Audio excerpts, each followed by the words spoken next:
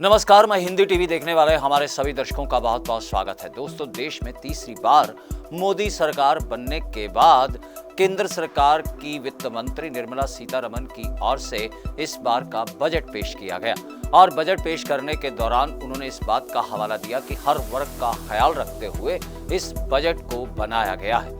खास तौर पर अगर बात की जाए एमएसएमई और साथ ही साथ बेरोजगार युवकों को रोजगार दिलवाने की, तो उसके लिए विशेष प्रकार के प्रावधान इस बजट में किए गए हैं। हरियाणा के मुख्यमंत्री नायब सिंह सैनी ने भी इस बजट को जो है वो फायदे का सौदा बताते हुए देश की वित्त मंत्री निर्मला सीतारमण को बजट पेश करने को लेकर और बजट बनाने को लेकर भी उन्हें बधाई दी। माननीय प्रधानमंत्री श्री नरेंद्र मोदी जी के नेतृत्व वाली एनडीए सरकार के तीसरे कार्यकाल का यह पहला बजट गरीबों, महिलाओं, किसानों व युवाओं की आशाओं और आकांक्षाओं को फलीभूत करने वाला बजट है।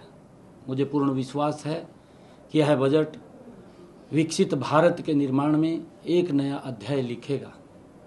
मैं यह विकासोन्मुखी बजट प्रस्तुत करने के लिए माननीय वित्त मंत्री निर्मला सीतारमण जी को बहुत बहुत बधाई देता हूं। इस बजट में आने वाले वक्त में कृषि को अधिक लाभकारी बनाने, अर्थव्यवस्था को अधिक सुदृढ़ करने, औद्योगिक विकास को नई गति देकर अधिकाधिक रोजगार सृजन करने का विजन दिखाई देता है। इससे कृषि प्रधान हरियाणा को बड़ा लाभ होगा। प्राकृतिक खेती के लिए 1 करोड़ किसानों को मदद देने का प्रावधान स्वागत योग्य है। प्राकृतिक खेती पर्यावरण के अनुकूल है। इससे बहुमूल्य जल की बचत होती है और आम जनता को शुद्ध भोजन मिलेगा। किसानों की रासायनिक खादों और कीटनाशकों पर निर्भरता न होने से उत्पादन लागत में भी कमी आएगी।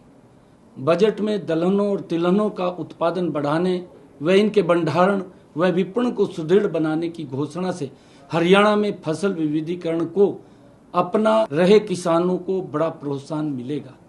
इस बजट में एमएसएमई और विनिर्माण, विशेषकर श्रम विनिर्माण की ओर विशेष ध्यान देना स्वागत योग्य कदम है।